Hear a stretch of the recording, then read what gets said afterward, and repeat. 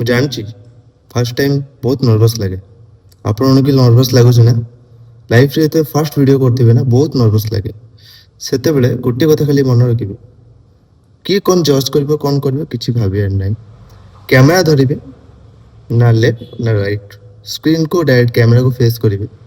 ଯାହା ମନକୁ ଆସୁଛି କହିବେ, ଆଖି ବନ୍ଦ କରିଦେବେ। ଯଦି ନର୍ଭସ୍ ଲାଗିବ ବେଶୀ ତାହେଲେ ଆଖି ବନ୍ଦ କରିଦେଇକି ଯାହା ମନକୁ ଆସୁଛି କହିବେ, ନିଜ ବିଷୟରେ, ନିଜ ପ୍ରଫେସନ୍ ବିଷୟରେ, ଯାହା ଆପଣଙ୍କ ଲାଇକିଂ ସବଜେକ୍ଟ, ଯେଉଁ ଟପିକ୍ ଉପରେ ଆପଣ ଜାଣୁଛନ୍ତି ଭଲସେ କହିବେ।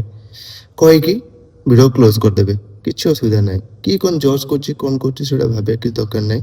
ଲାଇଫ୍ରେ ବହୁତ ଅଛନ୍ତି ଆପଣଙ୍କୁ ସପୋର୍ଟ କରିବା ପାଇଁ, କାରଣ ଜାଣିଛନ୍ତି ଲୋକମାନେ କି ଫାର୍ଷ୍ଟ ଭିଡ଼ିଓର ଏକ୍ସପିରିଏନ୍ସ କେମିତି ଥାଏ। ତେଣୁ କ୍ୟାପସନ୍ ଦେଇଦେବେ ମୋ ପ୍ରଥମ ଭିଡ଼ିଓ, ମୋ ଜୀବନର ପ୍ରଥମ ଭିଡ଼ିଓ, ଆଣ୍ଡ ତାକୁ ଅପଲୋଡ଼ କରିଦେବେ। କିଛି ହ୍ୟାସଟ୍ୟାଗ୍ ଦେବାର ନାହିଁ। ଏମିତି ହିଁ ଆରମ୍ଭ କରନ୍ତୁ। ବହୁତ ଷ୍ଟେପ୍ ଚଢ଼ିକି ଯିବାକୁ ଅଛି ଲାଇଫ୍ରେ। ପ୍ରଥମ ଷ୍ଟେପ୍ ଚଢ଼ ତ ଭାଇ, କାହିଁ ଡରୁଛ? ଆରମ୍ଭ କର। ବାଇ ଦ ୱେ, ଏଇଟା ହିଁ ମୋର ଫାର୍ଷ୍ଟ ଭିଡ଼ିଓ। Thank you. ଆପଣଙ୍କ ଅପେକ୍ଷାରେ ରହିଲି। ଜୟ ଜଗନ୍ନାଥ।